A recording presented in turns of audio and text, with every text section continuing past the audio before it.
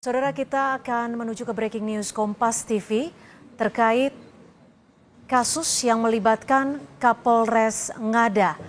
Diketahui saudara bahwa saat ini Kadif Humas Mabes Polri akan memberikan pernyataan resminya terkait penanganan kasus yang melibatkan Kapolres nonaktif Ngada. Kapolres nonaktif Ngada diduga mencabuli anak dan menggunakan narkoba. AKBP Fajar Widyadharma Lukman saat ini telah dimutasi ke Satuan Kerja Pelayanan Markas atau Yanma Polri. Hingga saat ini saudara diketahui bahwa AKBP Fajar belum ditetapkan sebagai tersangka. Namun demikian sejumlah saksi telah diperiksa termasuk perempuan berinisial F yang disebut menjadi pihak yang menyediakan ataupun yang dipesan oleh AKBP Fajar untuk menyediakan anak yang didatangkan ke salah satu hotel di Kupang, NTT.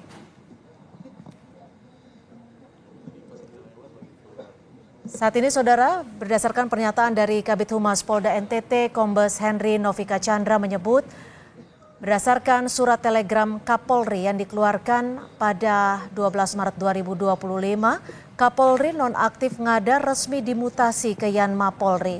Sementara terkait pemeriksaan terhadap AKBP Fajar Widyadharma Lukman akan dilanjutkan di Mabes Polri.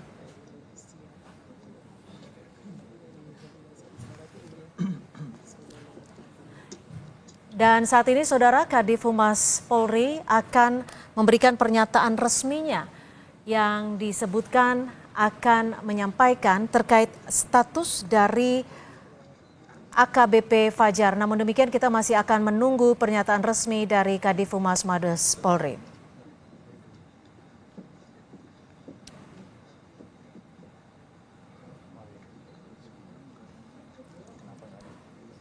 Ya saudara, pernyataan resmi akan disampaikan oleh Karopenmas Mabes Polri, Brigjen Trunoyudo Wisnu Andiko, yang akan menyampaikan pernyataan resminya terkait perkembangan dari kasus Kapolres nonaktif Ngada yang diduga selain terlibat ataupun menggunakan narkoba, Kapolres Ngada nonaktif ini juga diduga telah melakukan pelecehan seksual terhadap anak di bawah umur.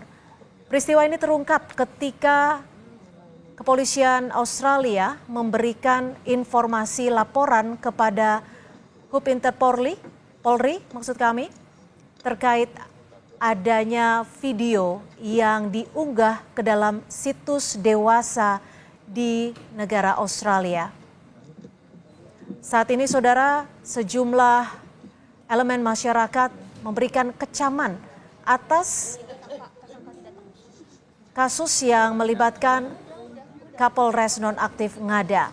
Salah satunya datang dari LPA NTT yang menyebutkan bahwa hukuman seberat-beratnya harus diberikan kepada Kapolres nonaktif Ngada jika memang terbukti melakukan pelecehan seksual terhadap anak di bawah umur.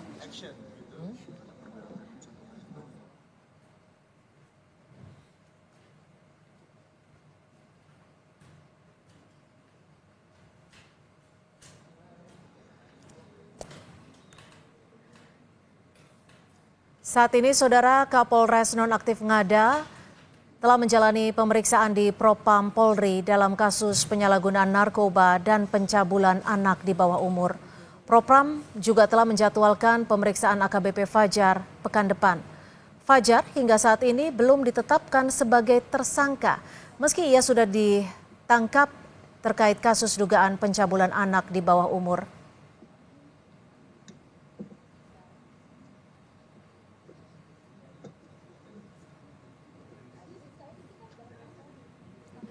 Ya, berdasarkan informasi yang kami terima dari lapangan saudara bahwa saat ini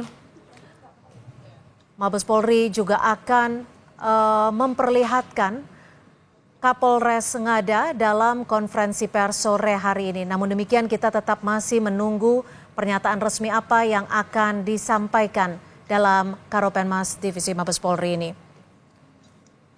Saudara, sebelumnya Kepolisian Federal Australia atau AFP telah menyampaikan informasi ataupun laporan kepada Div Hupinter Polri terkait adanya video yang ditayangkan dalam situs dewasa di negara Australia.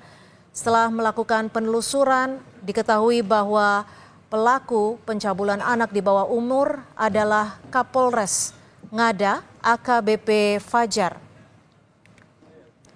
Hingga saat ini AKBP Fajar belum ditetapkan sebagai tersangka. Namun sejumlah saksi telah diperiksa, diantaranya adalah perempuan berinisial F yang disebut telah menjadi pihak yang menyediakan anak yang dipesan ataupun diminta oleh AKBP Fajar.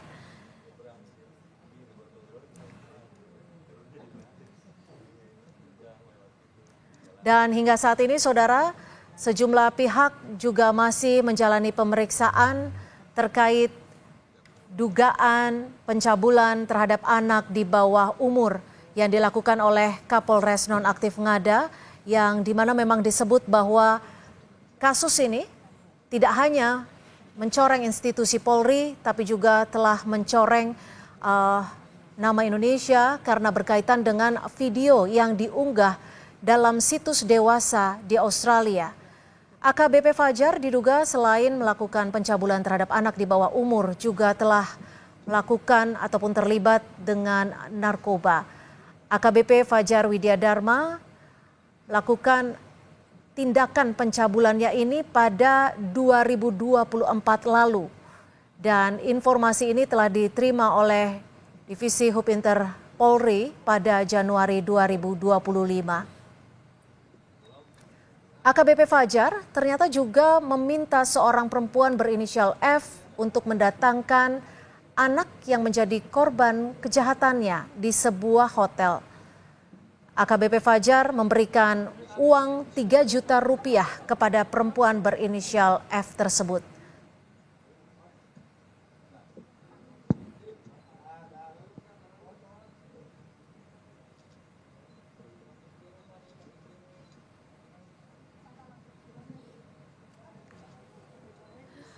Kapolres Ngada Nonaktif AKBP Fajar Widyadharma Lukman Sumaatmaja saat ini telah dimutasi ke Satuan Kerja Pelayanan Markas atau Yanma Polri. Ini adalah perintah mutasi yang dikeluarkan oleh Kapolri setelah AKBP Fajar diduga memakai narkoba dan mencabuli anak di bawah umur.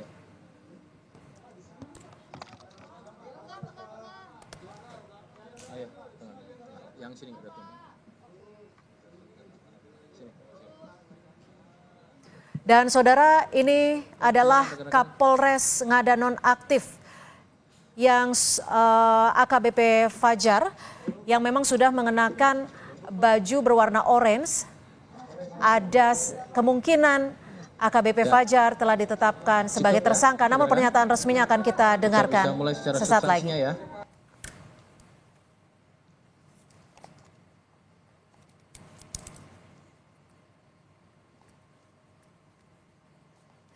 Saudara, pernyataan resmi akan disampaikan oleh Karopenmas Polri, Brigjen Trunoyudo Wisnu Andiko. Saat ini tadi kita juga sudah menyaksikan bersama bahwa dalam keterangan persnya sore hari ini telah diperlihatkan AKBP Fajar yang memang diduga melakukan pencabulan terhadap anak di bawah umur dan juga melakukan ataupun menggunakan narkoba. Kapolres Ngada saat ini sudah dimutasi di Yanma Polri, namun belum ada pernyataan resmi apakah akan ditetapkan sebagai tersangka. Namun dari visual yang kita saksikan tadi, Kapolres Ngada Nonaktif telah menggunakan pakaian berwarna oranye yang memang biasanya digunakan oleh tersangka. Saudara, AKBP Fajar disebut telah membayar uang sejumlah 3 juta rupiah kepada seorang perempuan berinisial F yang diduga menyediakan anak-anak untuk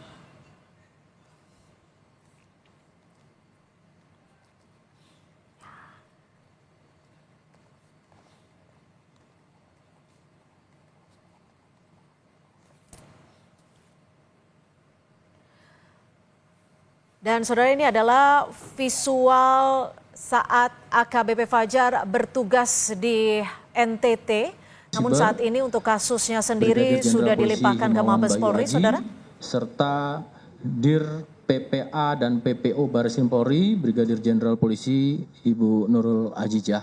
Serta juga di sini hadir Bapak Dirreskrim Polda NTT, Bapak Patar. Rekan-rekan media yang saya hormati, perlu kami sampaikan pada hari ini, Kamis 13 Maret 2025, Divisi Humas Polri menyelenggarakan kegiatan press conference terkait dengan penanganan kasus tindak asusila terhadap anak oleh Polda NTT. Rekan-rekan yang saya hormati,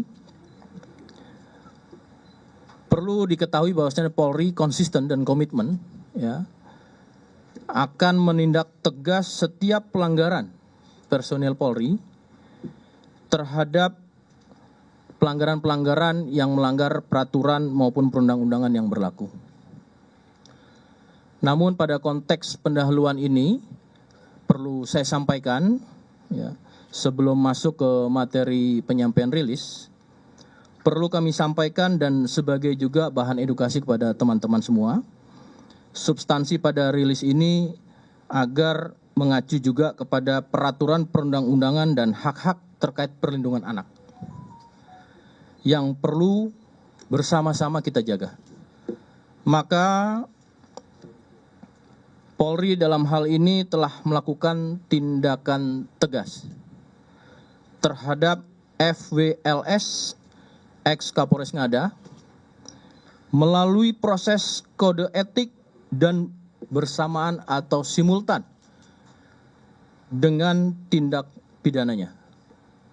Maka Polri juga wajib dalam hal ini melakukan langkah-langkah secara pada aspek kecermatan, ketelitian, di mana langkah-langkah ini juga dalam rangka mendasari pada hak-hak perlindungan anak secara prosedur. Sehingga secara komprehensif seluruh perbuatan terduga pelaku dapat dikonstruksikan merupakan patut diduga tindak pidana terhadap kejahatan hak-hak terhadap perlindungan anak.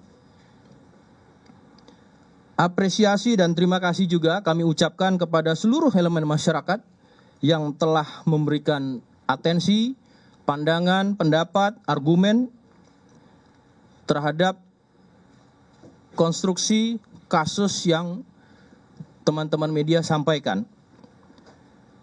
Namun tentu dalam hal ini Polri akan bekerja secara profesional dan prosedur sesuai peraturan dan perundang-undangan yang berlaku dengan cara mengumpulkan alat bukti, di mana termasuk juga diantaranya melakukan menguji secara akademis, yaitu dengan menggunakan pendapat ahli, kemudian juga secara kelembagaan, tadi turut sudah kami sampaikan ada beberapa lembaga instansi yang hadir bersama kita dalam rangka untuk perlindungan saksi dan juga terhadap korban, termasuk pemerhati anak. Serta secara scientific crime investigation, sehingga tentu proses ini dapat dipertanggungjawabkan.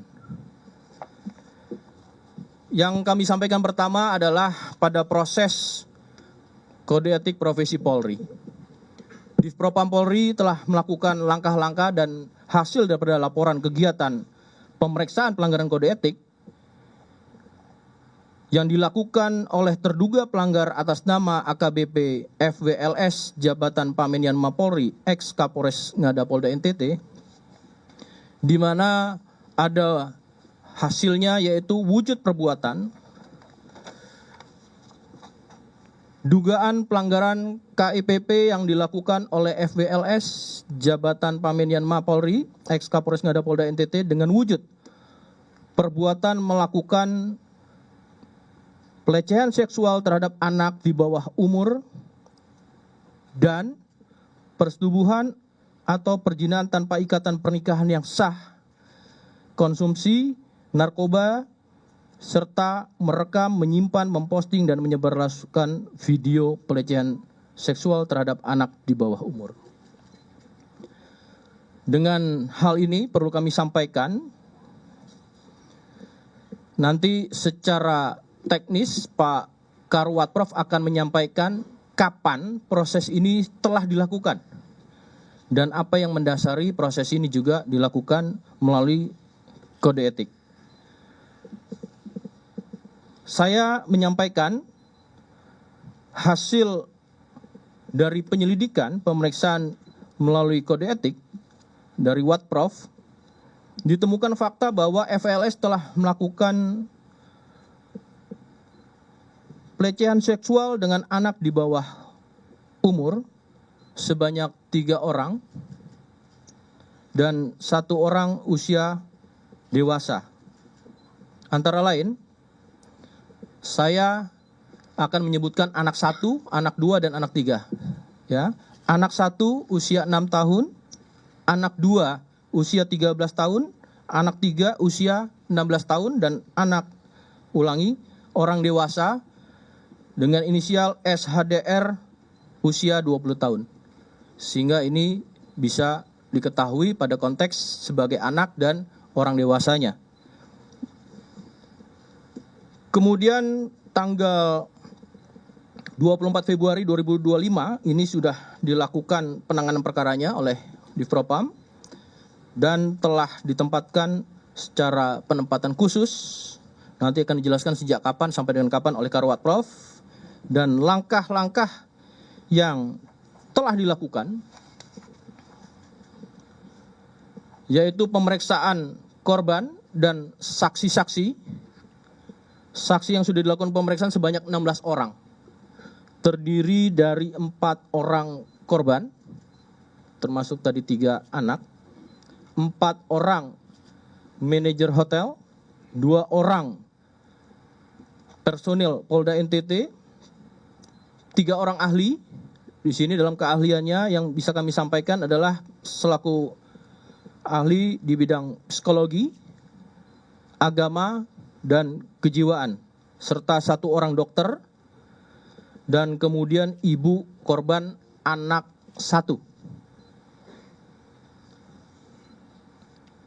Terhadap pasal yang dilanggar, dengan itu maka dilakukan melaksanakan gelar perkara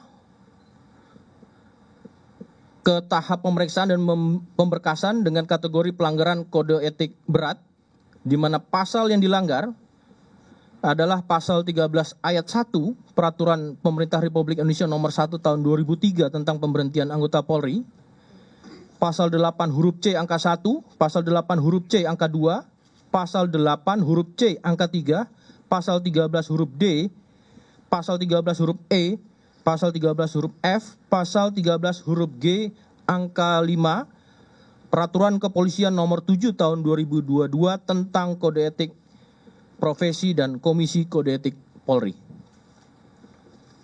Di mana pada penjelasannya di sini jelas, anggota Kepolisian Negara Republik Indonesia dapat diberhentikan tidak dengan hormat dari Dinas Kepolisian Negara Republik Indonesia karena melanggar sumpah atau janji anggota Kepolisian Negara Republik Indonesia. Pada berikutnya, setiap pejabat Polri dalam etika kepribadian wajib menaati dan menghormati norma hukum, dan setiap pejabat Polri dalam etika kepribadian wajib menaati dan menghormati norma agama.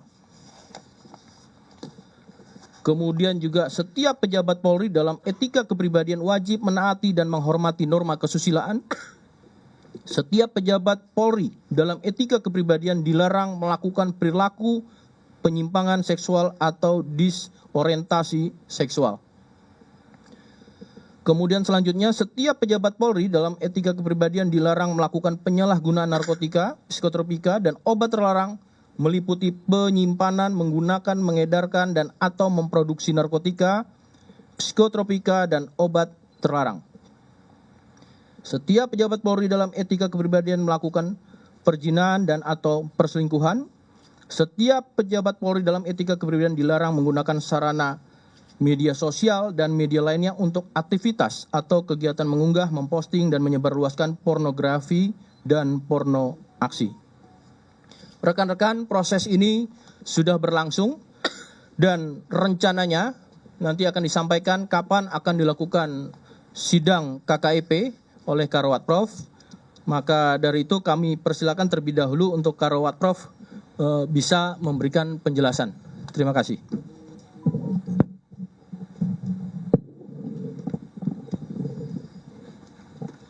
Baik, terima kasih. Assalamualaikum warahmatullahi wabarakatuh. Salam sejahtera untuk kita sekalian. Om Swastiastu, Namo Buddhaya, salam kebajikan. Selamat menjalankan ibadah puasa bagi yang menjalankan ibadah puasa. Kami menambahkan penjelasan dari Bapak Karopenmas Divisi Humas Polri tentang penanganan kode etik AKBP FWLS ini, bahwa suaran Bapak Kadipropam,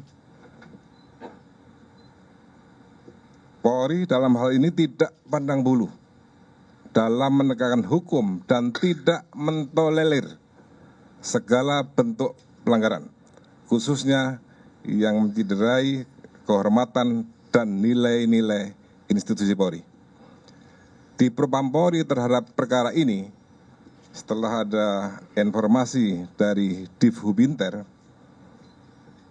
telah melakukan pengamanan khusus di Propam dimulai tanggal 24 Februari sampai dengan hari ini tanggal 13 Maret, sehingga 3 minggu di Propam Polri sudah bergerak menangani ini dengan melakukan langkah-langkah yang tadi disampaikan Pak Karopenmas. Karena ini menyangkut anak, sehingga kita harus betul-betul mendasari ketentuan yang berlaku dengan menambah permasalahan baru lagi. Dan awalnya memang kita tes urin, hasilnya positif, dan inilah dasar mempatsusnya anggota Polri tersebut. Dan sampai kita melaksanakan gelar perkara, di Propam melaksanakan gelar perkara, dan ini adalah kategori berat. Sehingga pasal yang disampaikan Pak Karopenmas tadi adalah pasal yang berlapis dengan kategori berat, dan kita juntokan PP 1/2003 tentang pemberhentian anggota Polri.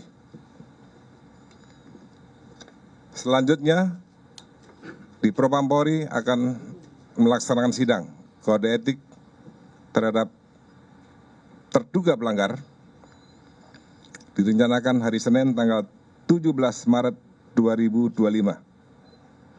Dan hari ini dari di Treskrim Nusa Tenggara Timur dengan di backup Dir PPA dan PPO Baris Krim Polri telah melaksanakan rangkaian, dan tentunya nanti akan dijelaskan kembali oleh Pak Karopenmas. Dan hari ini statusnya adalah sudah menjadi tersangka dan ditahan di Baris Krim Polri. Demikian Pak Karopenmas, terima kasih. Terima kasih Pak Karawat Prof. Rekan-rekan, tadi saya sudah sampaikan kasus ini secara simultan ya, antara kode etik dan tindak pidana berlangsung bersamaan. Maka untuk terlebih dahulu saya sampaikan kasus yang ditangani oleh Polda NTT, baik itu Propam maupun dari Bareskrim, telah melakukan asistensi sejak awal. Maka dari itu memasuki apa yang langkah-langkah dilakukan dalam proses penyidikan, kami persilakan kepada Dir PPA PPO Bareskrim Polri untuk menjelaskan secara konstruktif dari aspek asistensi dan sejauh ini seperti apa. Nanti juga akan dijelaskan apa langkah yang sudah dilakukan oleh penyidik Polda NTT, Direktorat atau Pak Direktur Reskrim Polda NTT nanti menjelaskan. Kami persilakan kepada Direktur PPA PPO Bareskrim Polri. Bismillahirrahmanirrahim. Terima kasih Bapak Karopenmas, Brigjen Pol Trunoyudo. Assalamualaikum warahmatullahi wabarakatuh. Salam sejahtera untuk kita semua. Om Swastiastu, Namo Buddhaya, salam kebajikan. Yang saya cintai dan saya banggakan rekan-rekan media, pada sore hari ini kami ingin menyampaikan bahwa terkait dengan kasus ini, dengan berdirinya Direktorat Tindak Pidana Perlindungan Perempuan dan Anak dan Pemberantasan Perdagangan Orang, maka kami melaksanakan tugas dan fungsi sebagai pembina fungsi melalui asistensi, dan kemudian kami juga melaksanakan backup untuk mendukung penanganan kasus tindak asusila terhadap anak tersebut. Kemudian tak lupa kami juga senantiasa melakukan koordinasi secara intens terhadap pihak-pihak internal, yaitu penyidik PPA, Ditreskrim Polda NTT, dan juga dengan stakeholder terkait untuk memastikan bahwa akan terwujudnya penegakan hukum yang presisi, yaitu profesional, transparan, dan akuntabel, serta responsif, beretika, dan berkeadilan sebagai bentuk komitmen dari kami. Adapun bentuk daripada komunikasi kami secara intens dengan stakeholder terkait, di sini sudah hadir dari Kemen PPA, Bapak Nahar, kemudian Ibu Ai dari KPAI, kemudian dengan Ibu Ida dari Kompolnas, dan Ibu Suryani dari Kemensos. Selanjutnya, kami juga sudah melakukan langkah-langkah terhadap tahap pemeriksaan untuk korban dengan melibatkan pekerja sosial dari Dinsos Kabupaten atau Provinsi di Kupang, dan dengan UPTD PPA Kota Kupang juga, antara lain dengan melakukan pendampingan terhadap korban selama pemeriksaan, kemudian memberikan bantuan hukum dan perlindungan serta pemeriksaan psikologi.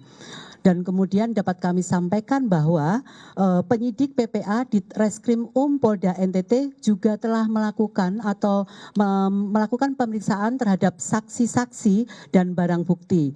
Untuk lebih lengkapnya dari Bapak Ditreskrim Polda NTT akan menyampaikan apa-apa saja yang telah dilakukan selama ini, kemudian juga akan menyampaikan pasal-pasal yang disangkakan. Untuk selanjutnya kepada Bapak Ditreskrim mungkin langsung ya, Pak. Siap. Terima kasih. Yang terhormat Bapak Karopenmas, Izin Jenderal, rekan-rekan media, kami menyampaikan izin pada kesempatan siang hari ini terkait dengan peristiwa yang terjadi di Polda NTT, yaitu adanya satu peristiwa kekerasan seksual terhadap anak yang ditangani di Polda NTT. Adapun rangkaian yang bisa kami sampaikan, yang pertama, adanya informasi yang kami terima dari Divisi Hubinter pada tanggal 22 Januari 2025 yang diteruskan ke Polda NTT dan dilakukan penyelidikan dugaan kasus asusila seksual tersebut. Kemudian selanjutnya pada tanggal 23 Januari 2025, Polda NTT melakukan rangkaian penyelidikan ke Hotel Kristal Kupang dengan menggali informasi dari beberapa staf Hotel Kristal serta pengecekan terhadap data hotel yang tertanggal 11 Juni 2024. Adapun beberapa alat bukti yang kami dapat dari saksi-saksi ada 9 orang, kemudian petunjuk dari CCTV dan dari dokumen registrasi di resepsionis, kemudian barang bukti berupa satu baju dress anak bermotif love pink dan alat bukti surat berupa visum serta CD atau compact disc yang berisikan video seksual sebanyak 8 video. Kemudian pasal yang dipersangkakan tindak pidana kekerasan seksual sebagaimana dimaksud pada pasal 6 huruf C dan pasal 12 dan pasal 14 ayat 1 huruf A dan B, dan pasal 15 ayat 1 huruf E, G, C, dan I, Undang-Undang Nomor 12 Tahun 2012 tentang tindak pidana kekerasan seksual, dan atau pasal 45 ayat 1 junto pasal 27 ayat 1 Undang-Undang Nomor 1 Tahun 2024 tentang perubahan kedua Undang-Undang ITE junto pasal 55 dan 56 KUHP. Kemudian pasal 6 unsurnya adalah sebagai berikut. 6 huruf C, setiap orang yang menyalahgunakan kedudukan, kewenangan, kepercayaan, atau perbawa yang timbul dari tipu muslihat atau hubungan keadaan, atau memanfaatkan kerentanan, ketidaksetaraan, atau ketergantungan seseorang, memaksa atau dengan penyesatan menggerakkan orang itu untuk melakukan atau membiarkan dilakukan persetubuhan atau perbuatan cabul dengannya atau dengan orang lain, dipidana dengan penjara paling lama 12 tahun dan atau pidana denda paling sedikit. Saudara, kita telah dengarkan pernyataan resmi dari Karopenmas Divisi Humas Polri, Brigjen Truno Yudo Wisnu Andiko, yang menyatakan bahwa AKBP Fajar Widya Dharma, Kapolres Ngada nonaktif, kini telah ditetapkan sebagai tersangka terkait dengan kekerasan seksual terhadap anak di bawah umur. Hal ini berdasarkan fakta-fakta yang telah ditemukan oleh penyidik terkait dengan pelecehan seksual terhadap 3 orang anak dan 1 orang dewasa. Dari keterangan Karopenmas Divisi Humas Polri disebutkan bahwa sejumlah saksi sudah diperiksa, diantaranya 16 orang saksi, 4 diantaranya adalah korban, 3 orang anak dan 1 orang dewasa, serta 4 orang manajer hotel, 2 orang personel dari Polda NTT, ahli psikologi kejiwaan, ibu korban dari anak yang berusia 6 tahun dan juga dokter. Dan saat ini saudara, tersangka Kapolres Ngada nonaktif AKBP Fajar Widya Dharma telah ataupun dilakukan penahanan sementara dan akan dilakukan pemeriksaan kode etik bersamaan simultan untuk tindak pidananya. Dan saat ini saudara juga masih kita dengarkan pernyataan dari Div Propam Polri bahwa telah melakukan kecermatan dan juga ketelitian untuk menyelidiki kasus yang melibatkan AKBP Fajar Widya Dharma Lukman yang merupakan Kapolres Ngada nonaktif. Diketahui bahwa AKBP Fajar telah melakukan perbuatan pelecehan seksual terhadap anak, telah juga terlibat terhadap narkoba. Dan saudara, demikian breaking news Kompas TV.